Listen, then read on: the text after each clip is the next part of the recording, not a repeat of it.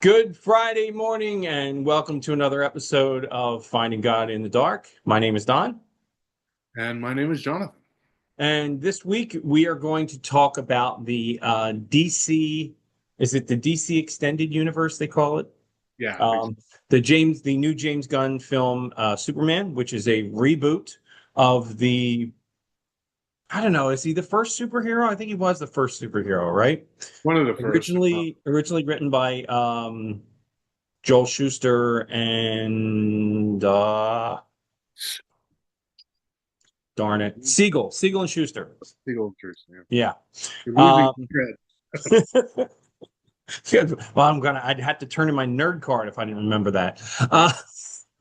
So this is sort of a reboot of the DC comic universe. I think they're trying to get away from the Snyderverse, the Zack Snyder films, which were very kind of dark and heavy. And so they bring in James Gunn. He's known for rebooting Guardians of the Galaxy into something that nobody knew about Yeah, and turning he into, took a something that very everybody loved. he took a minor property of Marvel and then kind of blew it up. Yeah. Yeah. So I want to, before we get into the notes, I did want to say something about this film Okay. because I heard a lot of stuff before I went to see it. Okay. Okay. And I think what was happening was a lot of people heard James Gunn and his brother Sean making comments that were politically charged Yeah. regarding the film. Or could have So, been interpreted politically well, it charged. could have been, yeah. And so there were a lot of particularly right-wing and conservative people who are going, oh, it's another woke film. It's going to be garbage. Don't go see it, blah, blah, blah. And I want to say, as the conservative guy on this podcast, that's nonsense. Okay. This film was fun. Yes, it was very fun. Honestly, I enjoyed this much more than I thought I was going to. It's not great. We said this a little earlier. As far as I'm concerned, Superman is still Christopher Reeve. Yeah. you know, Yeah. that's my Superman. Yeah. But I think David Corn Sweat nailed the role Yeah. for what Gunn's asking him to do. I feel like the three people you have to hit on a Superman movie to be able to make it a great or good Superman movie, they hit on. Lex Luthor, Lois Lane, and Clark Kent. You have to have those three people work well, and they really did. Yeah, yeah, yeah, absolutely. And Nicholas Hoult as Lex Luthor, I thought was phenomenal. I thought it was really well done as just a very smart human guy, right? Yeah. Not a superhero, just a smart guy. Yeah. So I want to start with one of your points. Okay. Okay.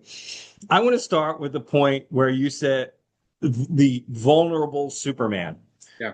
Because the term that gets used in pop culture is they really nerfed Superman here. Okay. Okay. They really nerfed him a lot in that he gets beat up. Yes. like several times. And maybe this is the corniest part of the whole movie is that several times when he gets beat up, he gets saved by the dog, Crypto. Yeah. Okay. I mean, literally, the first scene is him losing a battle, Yeah. and like him being defeated and him being really beat up. And I wanted to talk to you about it because a lot of people online are talking about how Gunn specifically chose to kind of lean into the idea that Superman isn't all powerful. Superman isn't a godlike figure. He's a very powerful figure, but he has weaknesses and he has vulnerabilities and he can lose. Well, and I get from a certain perspective, I get that because Marvel was the minor league of comic books back in the 30s, right? Superman was the superhero, right? Yeah. Superman was it. Yeah. And then Marvel comes along, and what Marvel did differently was they made their superheroes vulnerable. Yeah. They made them normal people. One of their first big superheroes was Spider-Man, who was just a teenage kid trying to get through high school, and that was what eventually gave Marvel the edge Yeah. in the comic book series. So I see where Gunn is going here with that. I understand the perspective. Like I'm not sure I'm used to seeing my Superman with his face all beat up. Yeah, Just I mean, I can definitely understand as a creative person who wants to tell a good story, it's easier to have a vulnerable hero than sure, an invincible hero. It's more interesting. sure. And one of the critiques I feel like of the first Superman or the '78 Superman, which is kind of the gold standard in a lot of ways, the kind of started the comic book movie thing that kind of has lasted up until today, Yeah. ends with, it appears, at least I've heard people argue that this is not true, but it appears that um, Superman reverses time and literally moves the Earth around Backwards. It backwards gets the on Earth to go axis. backwards and it reverses time. And the problem is when you have a character that can do that, it's really hard to believe he's in any danger. It just is. Like, Right, you know. right. Sure. Um, but I also thought it was interesting when I met vulnerable Superman. People were going to focus on, as I understand, him losing battles, him getting beat up, that kind of thing. Yeah. But I also thought it was interesting because he's very vulnerable emotionally in this movie.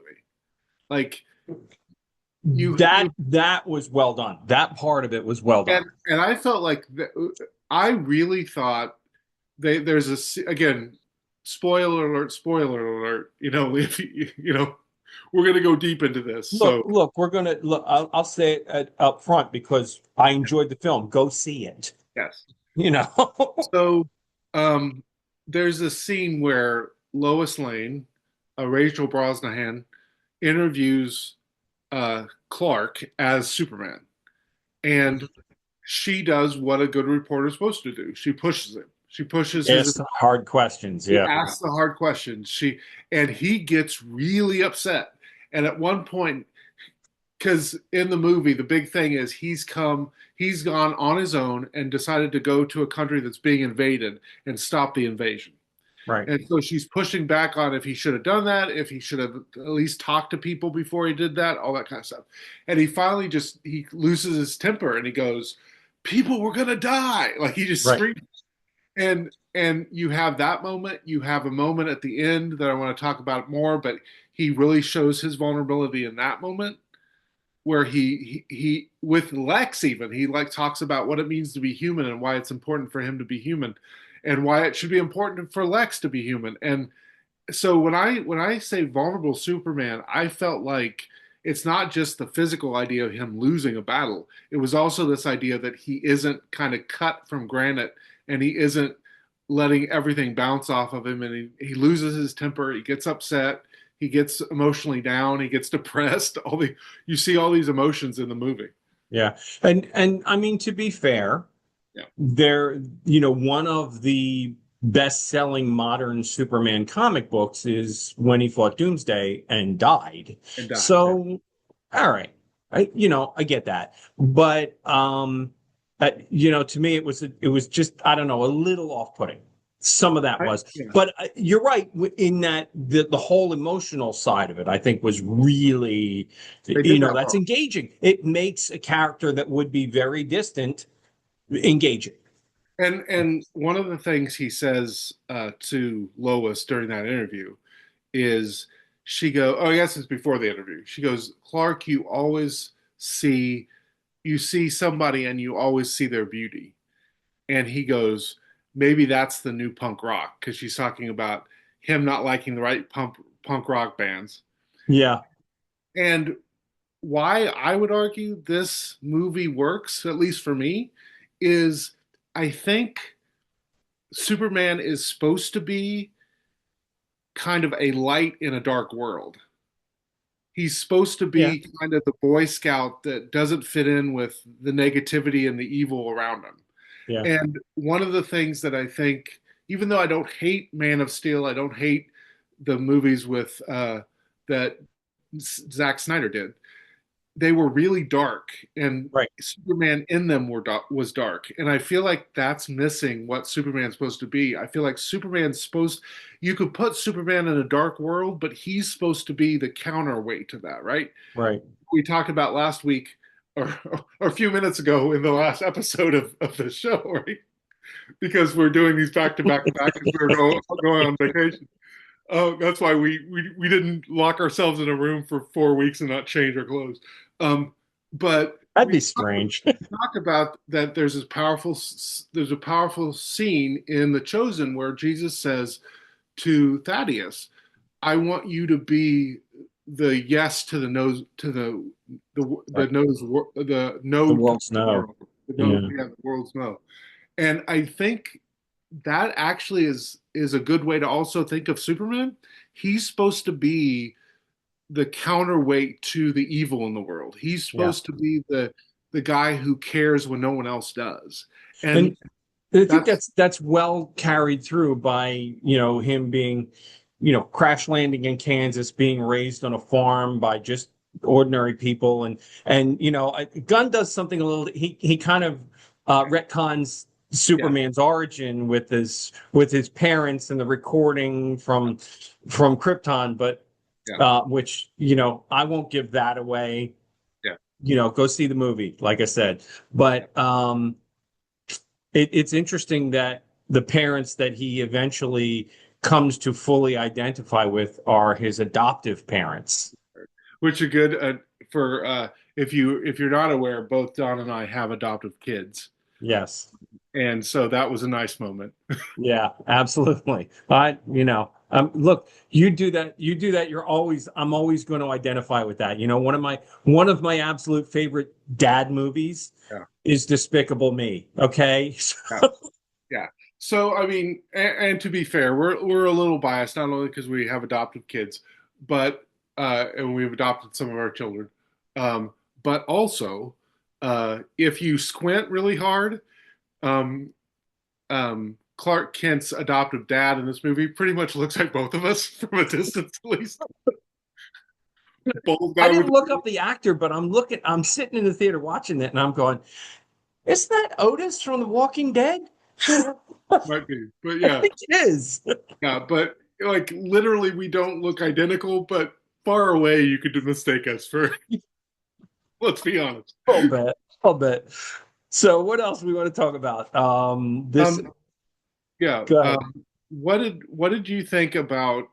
Again, I really thought they did some interesting writing here. They had a lot of character development in a superhero movie. I felt like, but that scene at the end where Superman is confronting Lex and he's going like, "Yes, I am human," because one of Lex's Right, issues is you're an alien, you're an immigrant, you're not from here.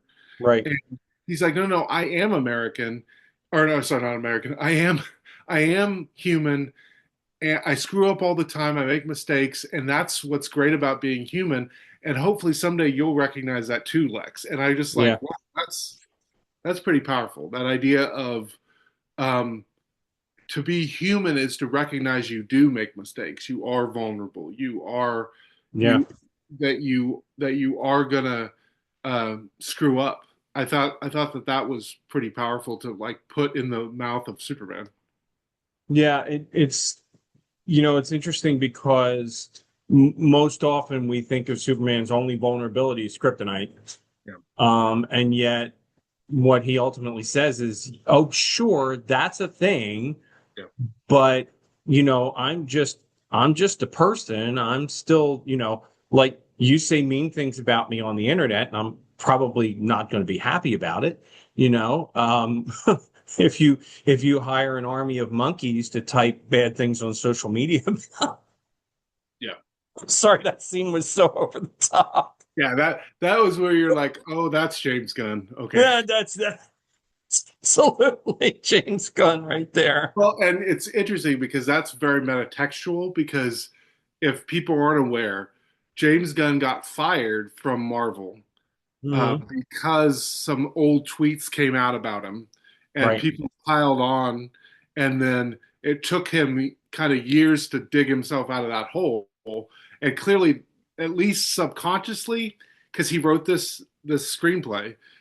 Subconsciously, I think he's speaking to the idea of people just kind of trolling you on the internet. And I absolutely think that scene was a middle finger to all the people that have trolled him on the internet. he I really basically do. was telling everybody that does that for a living, everybody that negatively comments on people, are basically monkeys. They're just, That's Yeah, that was not subtle. yeah, Not at you're all. right. That was not.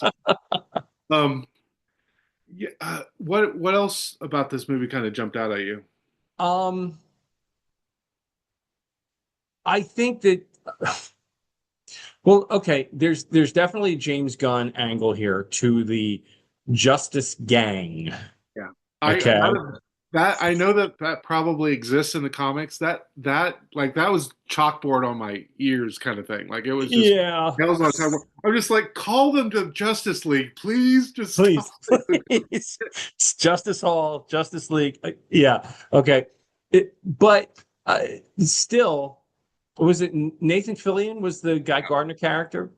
Very well done for being this kind of goofball. But Mr. Terrific, Yeah, that's okay. There's a character I'd never even heard of yeah, because I don't read DC. I used to read Marvel comics. I never read DC comics, so not a character I knew. That's always great. yeah, He was a great, well-developed character. yeah. You know, And I thought it was really, I like I said, I'm not a huge comic book person, but I thought it was really interesting, and it makes sense because Gunn is who he is. But for him to choose this kind of weird Green Lantern to start off, the first time you see a Green Lantern is this really odd kind of Green Lantern. They even say every other Green Lantern hates him. Like they just, right? and like there is a scene where he could easily just be. If you don't know, Green Lanterns have a ring that gives them power, and they often project things in their mind by this ring. Right. And there's a scene where he's literally punching things away, and you could easily just make them punches, like big fists, green fists. And they chose to have this character do um, basically fists with a middle finger up as he's punching, like Right. you know. And of course, he has this bowl haircut that is like from 1970s, and it's, again, one of the things I think works well with the Superman is there's comedy, there's lightness to this, even when there's some really deep things being discussed and pretty some tough stuff to kind of be talked about. They do it in a way that feels more authentic to like what you think about as Superman, this kind of bright light world kind of thing. Yeah. Yeah. Yeah. Um, who else was it? Well, Hawk Girl, Yeah. Mr. Terrific, and then eventually was it Elemental Man or Yeah. whatever he was, Yeah. become this Justice Gang. And by the way, he's not the first Green Lantern we've seen on film. Oh, I know, but on this film, not I know.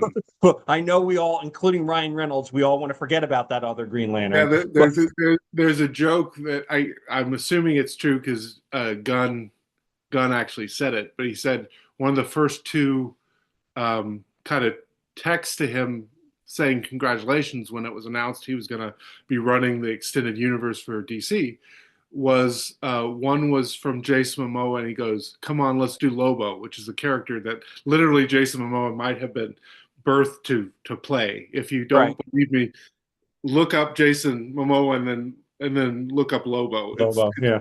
kind of crazy. But the other thing was Ryan Reynolds sent him, congratulations, and he texted back. Uh, he texted back to Ryan Reynolds, "Hey, do you want to do Green Lantern again?" And Ryan Reynolds sent him a not so nice tweet back, basically. Well, I mean, if you've seen the first Deadpool movie, Reynolds went whole meta on that when he was, going in for a treatment that was going to make him into Deadpool. He said just make sure the suit's not green or animated. Yeah. Yeah, that was not a good production, and Ryan Reynolds would like that to be erased from the face of the earth. Yeah, he would like that to be erased from everyone's memory, honestly. My guess is the only positive thing he has from that movie is the fact he met his wife on it. That's Uh, probably. Probably it. Yeah. Um, One thing I thought would be interesting to talk about, kind of, is I understand where some of the critique of this movie from the right comes from. I don't Hmm. necessarily agree with it, but I kind of can see it. So, in this movie, he Superman decides to stop an invasion, and the person that we see on screen, who is the leader um, the force that's invading this other country, is doing a Russian Boravia. accent. Is doing a Bor Russian yeah, it's Boravia. Yeah, he's doing a Russian accent. So it's clearly taking a shot at Putin, this idea of Russia invading Ukraine, and Hmm. kind of the fact that you can kind of read into the fact that Superman is really the only force in the universe that's decided to step in and stop this. And I can kind of see where people feel that being a little political. Um, and I get that. At the same time, that's kind of what Superman does. Is he kind of he kind of goes and stops people hurting other people. Like that's kind of his thing. So That's what all superheroes do, yeah. supposedly, right? Yeah. So Well, I and I, look, there's a, from that perspective, right? From the other side of the aisle perspective, okay? I can see where some people went, well, Moravia is a stand-in for Russia, and Jaranpur, or whatever the other country is, that's Ukraine. And yeah. so it's about the Russia-Ukraine thing, or it's about Israel-Palestine. I can see where people are saying that. I can see where people can say, well, Superman is an alien immigrant, and and look, it's a movie, okay? Let's not read too much into it. Like, I think some people are just trying to take the subtlety and beat you over the head with it. Yeah, Um, I feel like some of that what is a problem that we as a society need to address, which is you don't have to read everything as an insult. You don't have to take everything as what's the meta textual thing here that's trying to be say something mean about me. Like right. sometimes you can just say, "Hey, they're setting up a fight. There's got to be a bad guy and a good guy, and Got to be a reason for the fight. Yeah. yeah, yeah. And again, I would say even if you feel like we could do this differently, one country invading another country is something we should be concerned about. Like, and No argument. those kind of conversations. And about Israel Palestine, the same thing there is I don't think we should ever say, either country or either position is 100% innocent of anything. But at the same time, people are dying in Palestine. People are not getting food. It is a huge crisis. It's not it's not wrong for artists. It's what artists do, lift up stories they want us to think about. Yeah. Yeah. Yeah. And my take on it, and there was somebody was riffing off of the whole kindness thing. Yeah. And it was Gunn. Gunn said something about, that this is truth, justice, and the human way, and it's about Superman is about kindness. And I'm going, okay, that's nice, Yeah. but let's stop for a second. I just want to just take a step back, and I want to go back to the original source material. Yeah. Okay, Siegel and Schuster Yeah. wrote Superman. Yes, he's an immigrant, an alien, in fact, Yeah. but he assimilated to the culture where he landed. Okay. And his motto was truth, justice, and the American way. And to boil that all the way down to simple human kindness, I think disrespects the source material.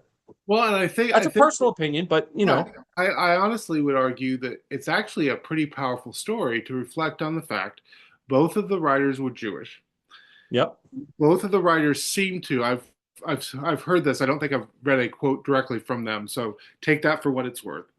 But my understanding was they were trying to talk about the idea that immigrants could bless the United States, that immigrants could make the United States a better place. And so they wanted to use their immigrant story and kind of make it into a superhero story, you know. Yeah. And I think that's the thing that you don't want to lose sight of is even the source material wants to say something about, hey, we need to judge people based on what they're willing to bring us, what they're willing to give to us, what they're willing to do. And we should stop putting people in categories without actually judging them on their values and on what they actually do. Fair enough. So, um, maybe we'll wrap up on Superman. Anything else to say on this? No, I would definitely say it's the best to me. It's the best Superman I've seen since Superman 2. Since And the that original yeah, the first two Christopher Reeve movies. Yeah. Yeah, I and agree with you that on that. I would say I'm kind of excited to see where this goes. You know, I liked the three characters, the three actors. I thought they did a really great job. Hmm. And I think we all need to like just take a breath and not assume every movie's trying to aggravate us. It's just possible. And that's pretty much what I was saying too. So we're in agreement on that one, John. All right, friends. So that's going to wrap it up for Superman. Well worth your time if you want to go see it. It is still in theaters. And don't believe all of the negative press. It's a good film. It's a good story. It's worth seeing. Yeah. And until next week, when we will be talking about 28 weeks later, take care and God bless. We'll see you all next Friday. I And friends, thank you again for watching the Finding God in the Dark podcast. If you're finding these discussions helpful or meaningful in your Christian walk, then we'd invite you to go ahead and subscribe down below. Get more of this content. We publish every Friday morning at 10 a.m. And we're so glad that you can be with us and enjoy these discussions as well. Take care and God bless. Bye now.